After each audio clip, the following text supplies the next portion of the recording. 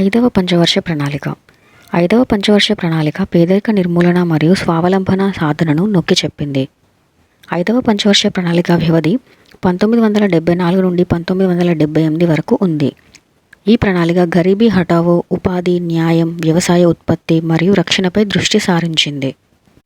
ఈ ప్రణాళికను 1978లో కొత్తగా ఎన్నికైన మొరార్జీ దేశాయ్ ప్రభుత్వం రద్దు చేసింది. విద్యుత్ సరఫరా చట్టం 1975లో సవరించబడింది. 1975లో 20 పాయింట్ల కార్యక్రమం ప్రారంభించబడింది.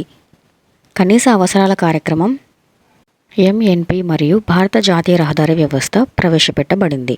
దీనికి సంబంధించిన అదనపు సమాచారం. పంచవర్ష ప్రణాళికలు.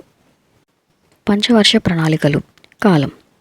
మొదటి పంచవర్ష ప్రణాళిక 1951 నుండి 1956.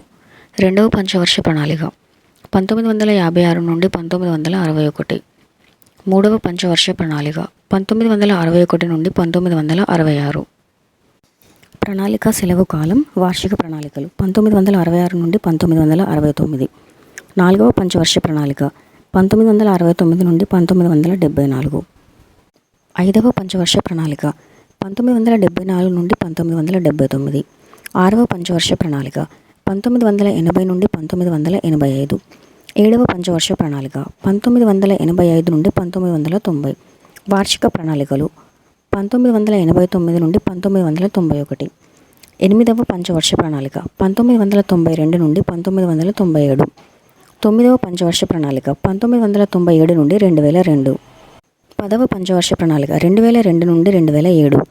11వ పంచవర్ష ప్రణాళిక 2007 నుండి 2012. 12వ పంచవర్ష ప్రణాళిక 2012 నుండి 2017.